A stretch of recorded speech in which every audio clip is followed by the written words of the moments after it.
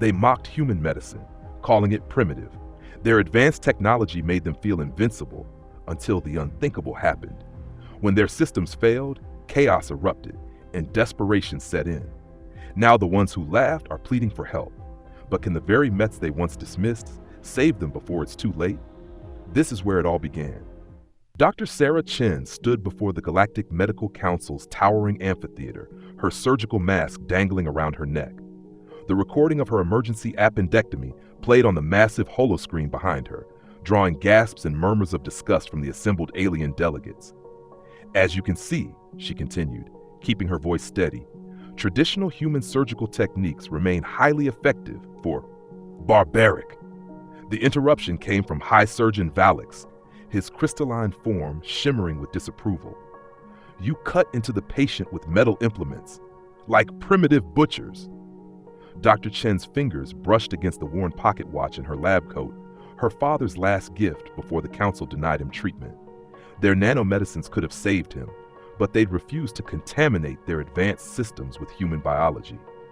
In the upper tiers, a young Xeroxian medical student, Zira, watched with hidden fascination. Unlike her peers, she'd been secretly studying human medicine, drawn to its elegant fundamentals. Her extra sets of eyes darted between her datapad, filled with careful notes on human surgical techniques and the proceedings below. The Council has reviewed Earth's medical practices, announced Grand Medical Director Lex 8, his tentacles rippling with barely concealed disdain. While your species has achieved a crude form of healthcare, it falls far below our standards.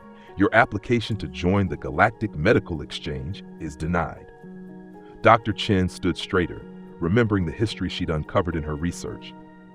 Many of your own species once practiced similar methods, before becoming dependent on technological solutions. The Xeroxians used surgical techniques not unlike ours for millennia, the Crystalline Confederation's earliest healers. Enough! Lex 8's color shifted to deep ultraviolet. We have evolved beyond such primitive practices. This session is concluded. As the council chamber emptied, Dr. Chen gathered her materials, carefully storing the surgical recordings that had drawn such scorn. She didn't notice Zyra lingering in the shadows, clutching a contraband copy of Gray's Anatomy beneath her robes. Neither of them could have known that in 3 standard months, when the first medical nanobots began to fail on the outer colonies, these primitive techniques would become the last hope for billions. In her small office aboard the human medical station, Dr. Chen updated her log. Council presentation failed as expected. They remain convinced their technology makes them invulnerable. I hope they never have to learn how wrong they are, but if they do, we'll be ready.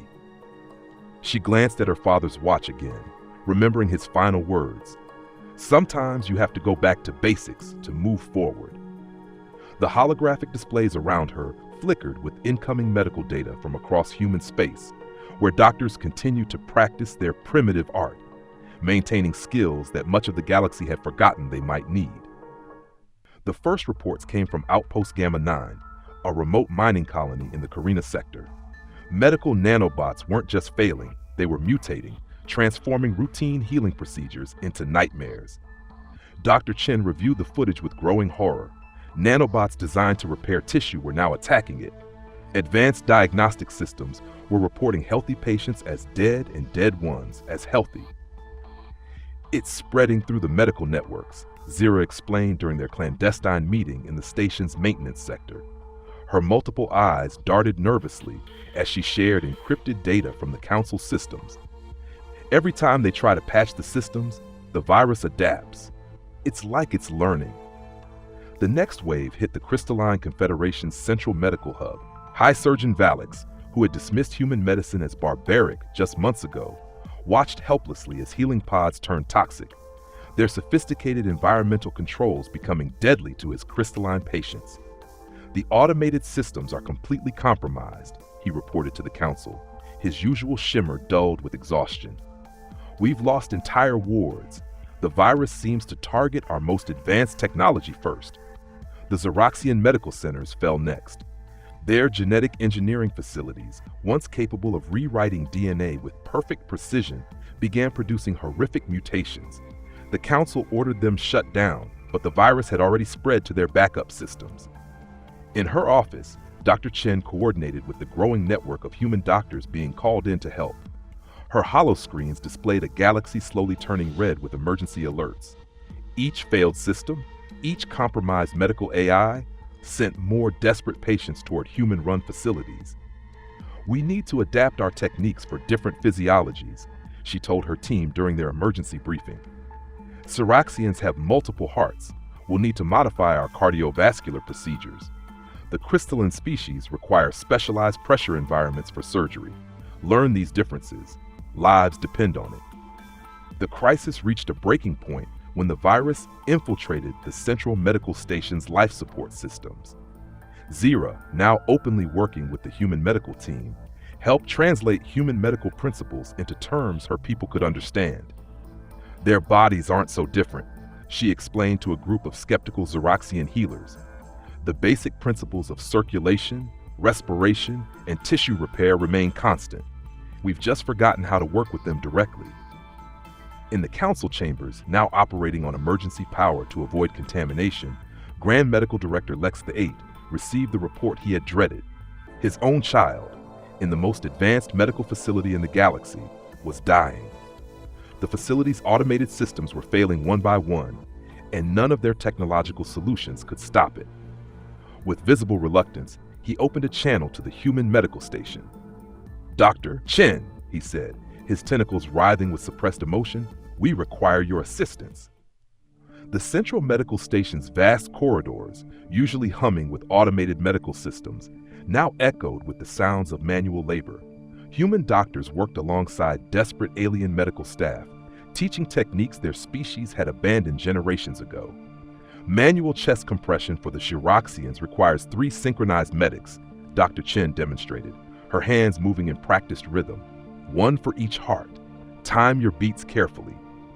Around her, former critics of primitive medicine now took furious notes. The casualty reports grew by the hour. Zara coordinated triage, her multiple eyes allowing her to simultaneously monitor patients while guiding others in human medical techniques. "The virus has reached the core systems," she reported. "Life support is failing in sectors 7 through 12. We have 20 minutes before total shutdown."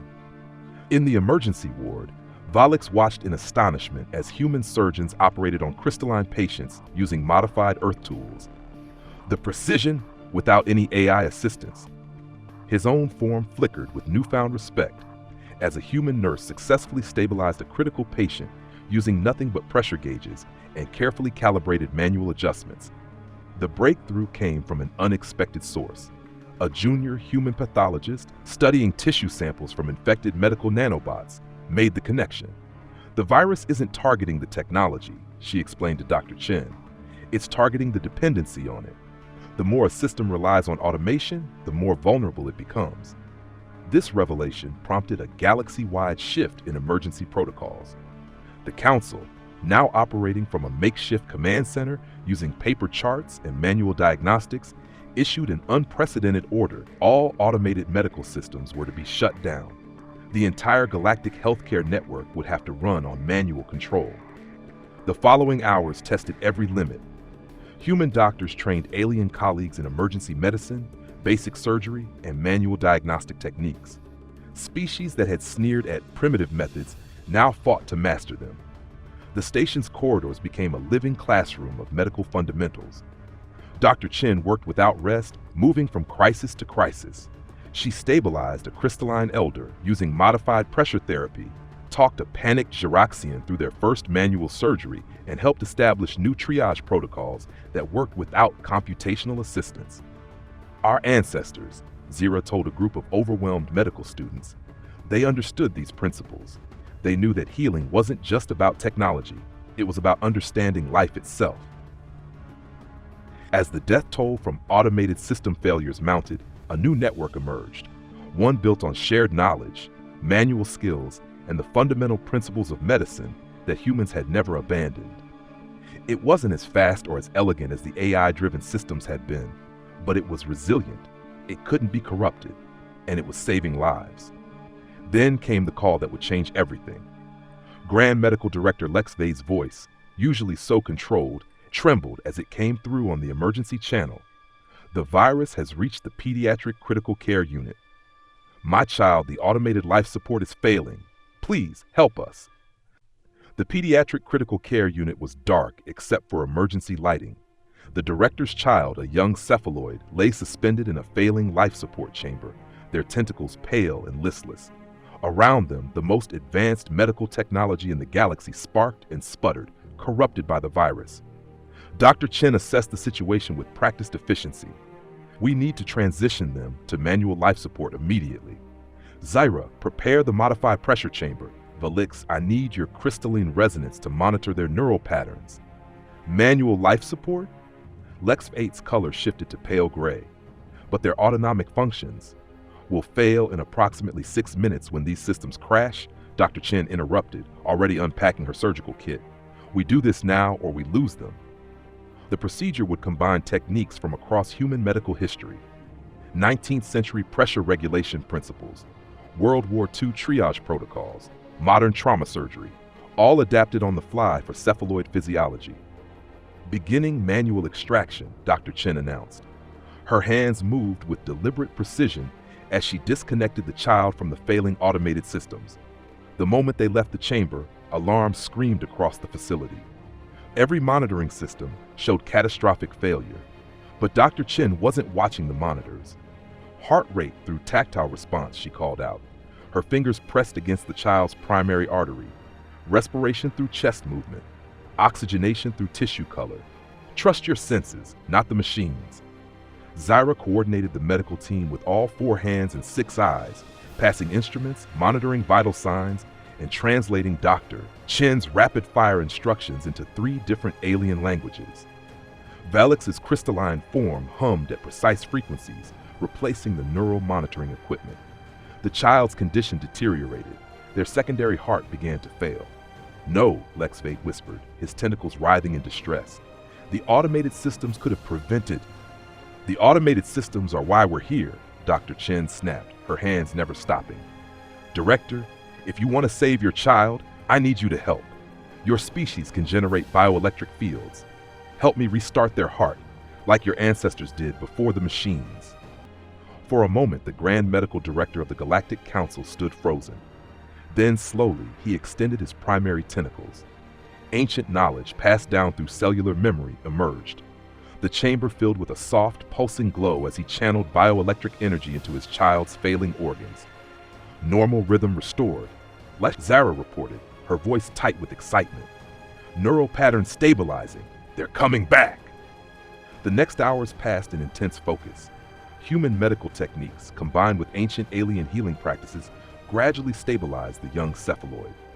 When the child's colors finally returned to healthy shades of blue and gold, the entire medical team sagged with relief. Dr. Chen stepped back, finally allowing herself to breathe.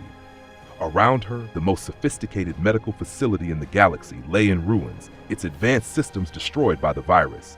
But her patient was alive, saved by steady hands, fundamental skills, and the combined medical heritage of multiple species.